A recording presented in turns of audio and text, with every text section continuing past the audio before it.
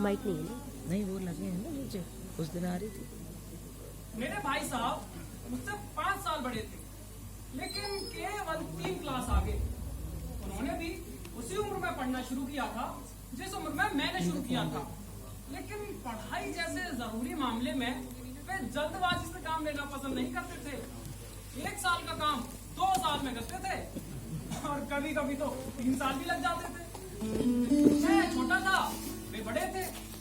मेरी उम्र थी 9 साल, वे थे 14 साल के। इसलिए उन्हें मेरी निगरानी करने का पूरा जन्म सिद्ध अधिकार था।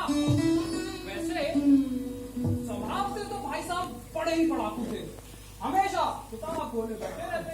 लेकिन शायद दिमाग को आराम देने के लिए कभी कुत्तों की तो कभी बिल्लियों की, चिड़ियों की, इनकी तस्वीरें बनाया करते थे। मेरा मन पढ़ाई में बिल्कुल नहीं लगता था। 1 घंटा भी किताब लेके बैठ जाऊं तो पहाड़ था। इसलिए मौका पाते ही मैं हॉस्टल से सीधा मैदान में आ जाता। मैदान में कभी गिल्ली डंडा तो कभी कंकड़ियां उछालता तो कभी कागज के जहाज बना के उड़ाता। लेकिन खेल कूद करने के बाद हॉस्टल में जब मैं पहुंचता तो भाई साहब का वो गुस्से वाला रूप देखकर मेरे प्राण घुस जाते। और उनका पहला सवाल हमेशा यही होता था, कहाँ थे?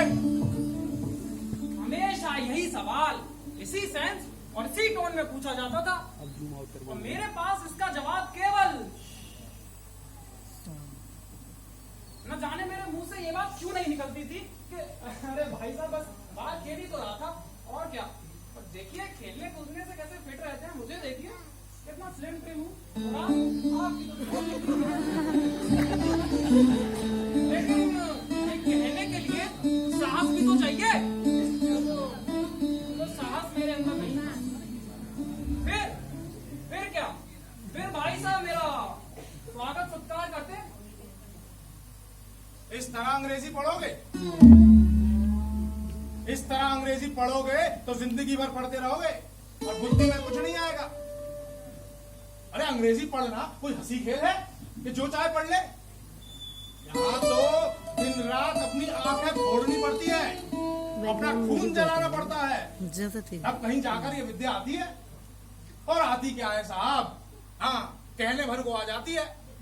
बड़े बड़े एक्सपर्ट भी शुद्ध अंग्रेजी ठीक से लिख नहीं सकते, बोलना तो बहुत दूर रहा। मैं कहता हूँ कि तुम हो, मुझे देखकर भी सबक नहीं लेते। आए दिन क्रिकेट और हॉकी के मैच होते हैं, आए दिन मेरे तमाशे होते हैं, मैं पास नहीं भटकता। सारा दिन किताब खोलकर बैठा रहता हूँ, और उस पर भी एक ही क्लास में 2-2, 3-3 साल पढ़ा रहता हूँ।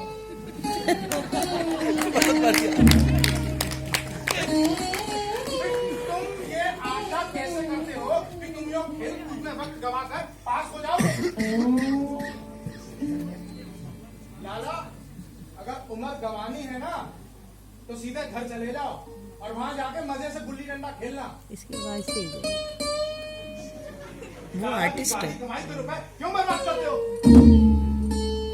गुस्सा हो गया।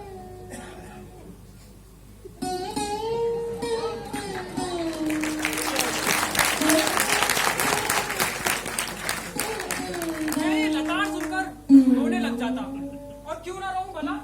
भाई साहब लेक्चर देने की कला में तो एक्सपर्ट थे। लगती बातें कहते कि सीधा इधर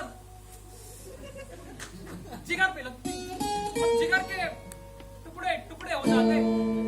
अब इतनी जी जान लगाकर मेहनत, भाई मेरे में तो इतनी शक्ति नहीं थी, मुझे अपना मूर्ख रहना मंजूर था। लेकिन इतनी मेहनत ना भैया ना, मुझे तो सुनकर ही चक्कर आते थे। लेकिन घंटे 2 घंटे बाद जब निराशा के बादल छट जाते तो सोचता बस अब तो मन लगा के पढ़ाई करूंगा, और झटपट से एक टाइम टेबल बना डालता। टाइम टेबल में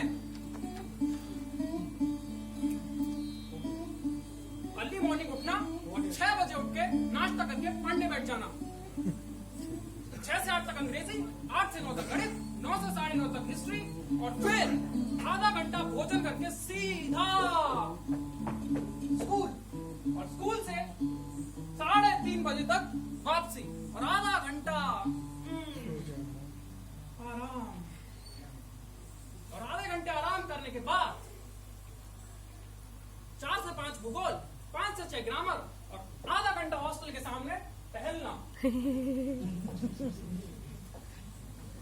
और टहलने के बाद 6:30 से 7 तक अंग्रेजी कंपोजिशन और भोजन करके 8 से 9 तक ट्रांसलेशन, 9 से 10 हिंदी, 10 से 11 विभिन्न विषय और फिर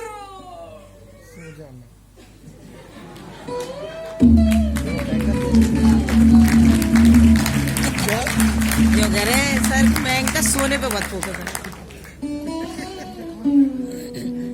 वो भी एक बहुत इम्पोर्टेंट कार्य है।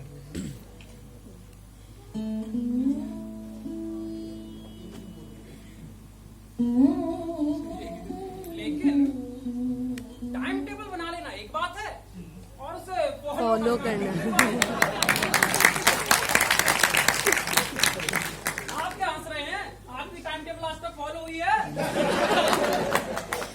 तो भैया टाइम टेबल का तो पहले ही दिन से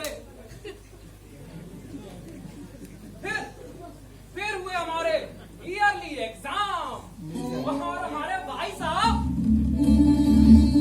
फेल हो गए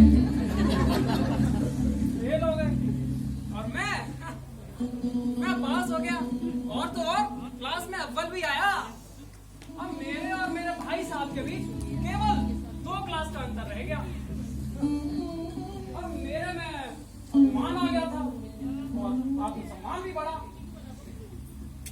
भाई साहब का बोर अब मुझ पर नहीं रहा। अगर अब उन्होंने मुझसे कुछ कहा तो सीधा कह दूंगा आपने इतनी मेहनत करके क्या उखाड़ लिया, उसे देखिए खेलते कूदते पास हो गया। लेकिन जैसा मैंने कहा कहने के लिए साहस चाहिए, साहस मेरे अंदर नहीं था। भाई साहब की बुद्धि बड़ी तेज थी, उन्होंने भांप लिया कि छोटे भाई का चाल जो है वो टेढ़ी हो गई है, छोटे भाई में आ गया है अभिमान। तो एक दिन सुबह का सारा वक्त मैं गुल्ली डंडा खेल के सीधा भोजन के वक्त जब घर पे लौटा तो भाई साहब ने तो जैसे तलवार खींच ली हो और मुझ पे टूट पड़े।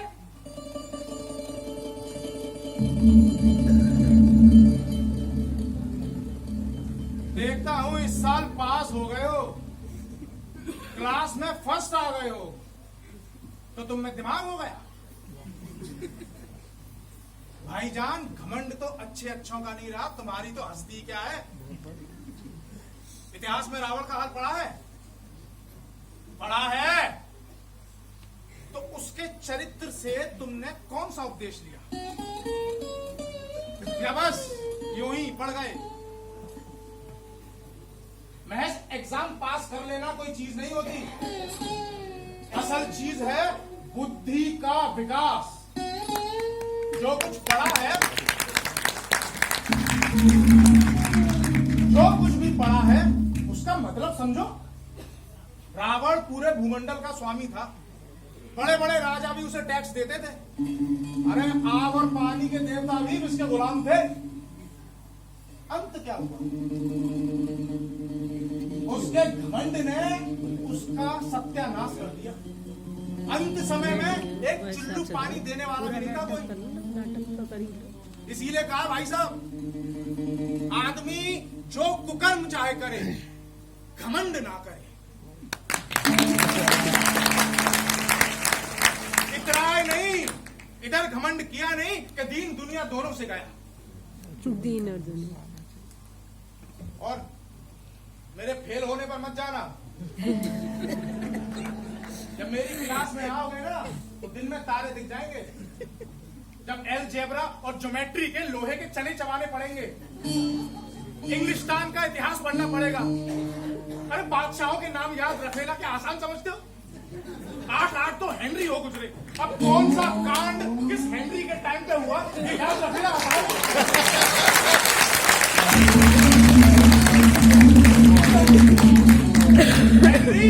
हेनरी 7वें की जगह अगर हेनरी 8वां लिख दिया, बस सारे नंबर गायब। हो किस गुमान में तुम? और ज्योमेट्री, आहा, बस खुदा की पनाह। आ बा जा की जगह अगर आपने आ जा बा लिख दिया, बस सारे नंबर गायब, 0 0 0। कोई हार्डवेयर टीचरों से पूछे कि आ बा जा कि आ जा बा में फर्क क्या है? अबे दाल चावल रोटी खाई कि चावल दाल रोटी गई तो पेट में? लेकिन नहीं, इन टीचर्स को चाहिए कि जो कुछ किताब में लिखा है बच्चा अक्षर अक्षर रट डाले, संतोष जी की बस। और इसी रटंत का नाम शिक्षा रख छोड़ा है, एजुकेशन। और इन अभावों को कोई नाम भी नहीं सूझते थे। दर्जनों जेम्स हुए हैं, दर्जनों विलियम कोडियो चार्ल्स, एक ही नाम के पीछे first, second, third, fourth, fifth, sixth, seventh, अभी लगाते चले गए। अबे मुझसे पूछ लेते, 10,000 नाम बता देता। इस रेखा पर ये लंब गिरा दो, सुनिएगा भाई साहब, तो ये लंब जो है आधार से 2 गुना हो जाएगा। अबे 4 गुना हो जाए यार, आधा ही रन मैं क्या करूं?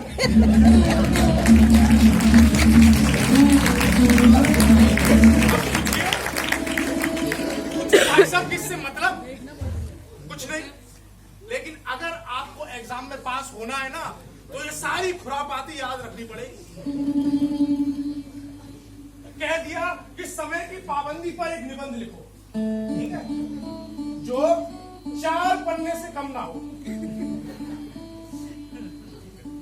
अब आप साहब हाथ में पेन लेके कॉपी सामने रख के उसके नाम को रोइए। अबे यार, कौन नहीं जानता कि समय की पाबंदी अच्छी चीज है? इससे आदमी के जीवन में संयम आ जाता है, लोगों का उस पर स्नेह होता है, उसके कारोबार में उन्नति होती है। इस जरा सी बात को 4 पन्नों में लिखूं?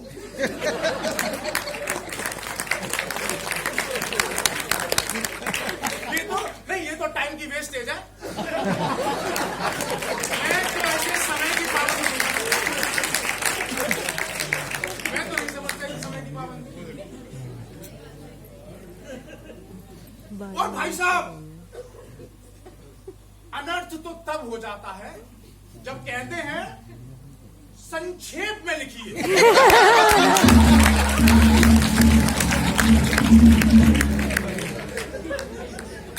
संक्षेप में समय की पाबंदी पर एक निबंध लिखिए जो 4 पन्ने से कम ना हो। ये तो संक्षेप में नहीं, 100 पन्ने लिखवा रहे।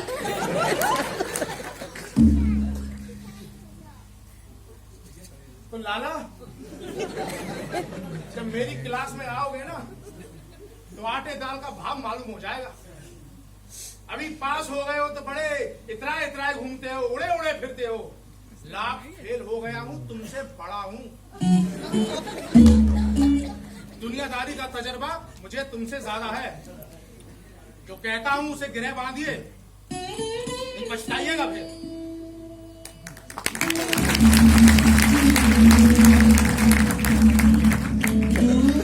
वो तो स्कूल का समय निकट था, वरना भगवान जाने लेक्चर कब खत्म हो।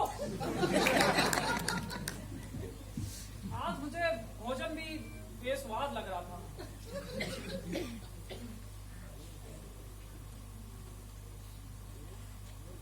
जब पास होने पर इतनी बेइज्जती की जा रही है, फेल होने पर तो मार दिया जाएगा। लेकिन इतनी बेइज्जती के बाद भी मेरा मन पढ़ाई में बिल्कुल नहीं लगता। मेरी रुचि पढ़ाई में ज्यों की त्यों रही। मैं बस खेल का मौका देखता और सीधा मैदान।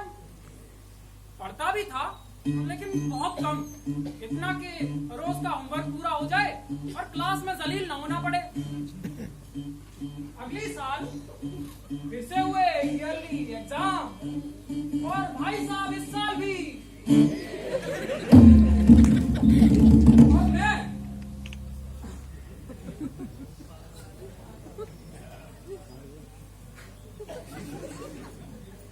पास हो गया और तो इस साल भी क्लास में अव्वल आया। लेकिन मुझे अचरज हुआ क्योंकि मैंने तो इतनी मेहनत भी नहीं की थी, मैं फिर भी न जाने कैसे अव्वल आ गया। लेकिन भाई साहब ने तो इतनी मेहनत की एड़ी चोटी का जोर लगा दिया, किताब का एक एक शब्द चाट गए थे, लेकिन बेचारे फेल हो गए। नतीजा सुनाया गया तो भाई साहब रोने लगे।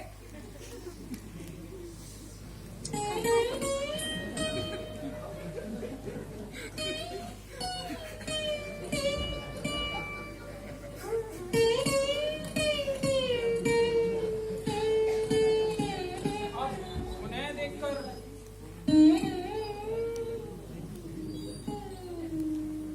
मुझे भी रोना आ गया। पास होने की खुशी तो जैसे आधी हो गई हो। फिर मैं सोचने लगा कि यार फेल हो गया होता, इससे अच्छा तो कम से कम भाई साहब को इतना दुख नहीं हुआ होता। यार विधि की बात कौन टाल सकता है।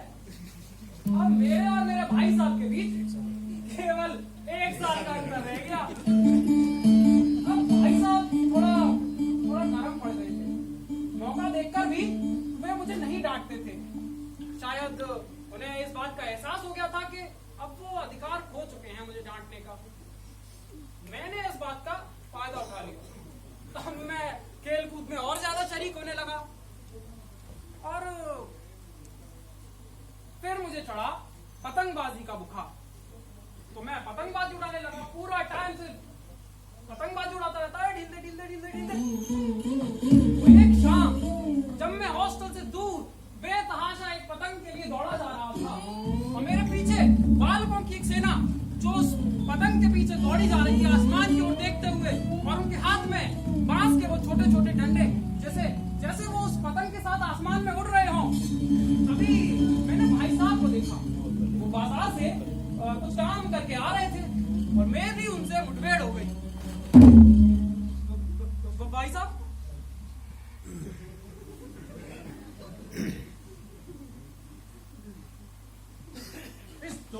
पतंग के लिए इन बाजारी लौंडों के साथ दौड़ते हुए तुम्हें शर्म नहीं आती? अरे आदमी को कुछ तो अपनी पोजीशन का ख्याल होना चाहिए। इतनी भी अकल नहीं कि अब जूनियर क्लास में नहीं हो, 8वीं क्लास में हो। एक जमाना था जब लोग 8वीं क्लास पास करके नायाब तहसीलदार हो जाते थे। मैं कितने ही मिडिलचियों को जानता हूं जो आज जिला मजिस्ट्रेट हैं, कितने हमारे देश के लीडर हैं, न्यूज़पेपर के एडिटर हैं। तुम उसी 8वीं क्लास में आके इस ढेले भर की पतंग के लिए इन लौंडों के साथ दौड़ रहे हो।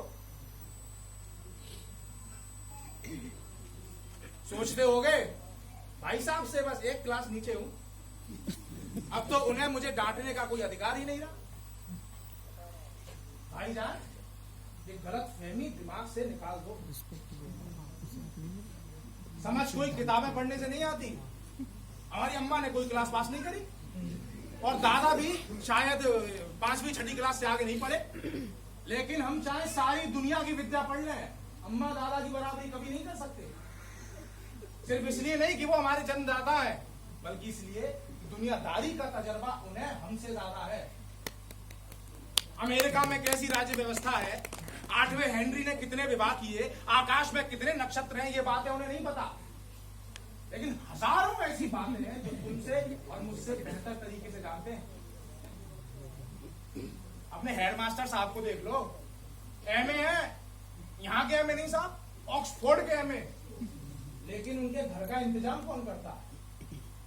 उनकी बूढ़ी माँ मास्टर जी की डिग्री यहाँ के बेकार हो गई।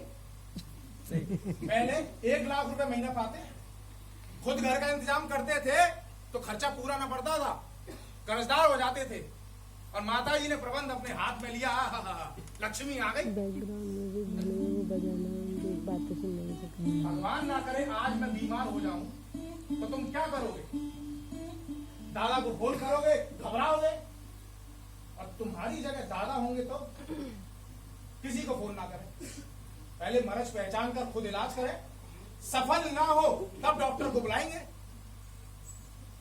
और बीमारी तो खैर बड़ी चीज है, हम और तुम तो ये भी नहीं जानते कि महीने भर का खर्चा महीने भर कैसे चलाना है। तो भाईजान, लाख फेल हो गया हूं लेकिन तुमसे 5 साल बड़ा हूं और इस 5 साल के अंतर को तुम तो क्या खुदा भी नहीं मिटा सकता। तुम्हें डांटने और समझाने का अधिकार मुझे आज है और ताउम्र रहेगा।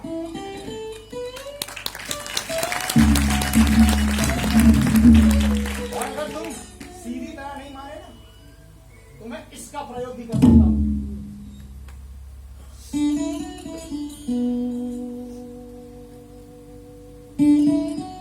आज मुझे सचमुच अपने छोटे होने का अनुभव हुआ और मैंने सजल आंखों से भाई साहब से कहा, हरगिज नहीं भाई साहब, आप जो कह रहे हैं सब सच कह रहे हैं और आपको कहने का अधिकार भी है।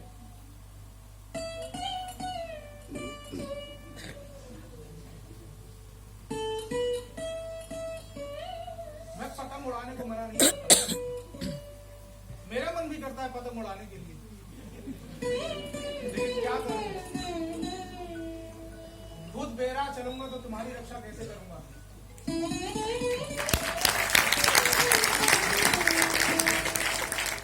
ये कर्तव्य भी तो मेरे ही सिर है। संयोग से उसी वक्त एक कटी हुई पतंग हमारे ऊपर से गुजरी जिसकी डोर लटक रही थी। भाई साहब का दम से लंबे थे, इसलिए उन्होंने उछलकर पतंग को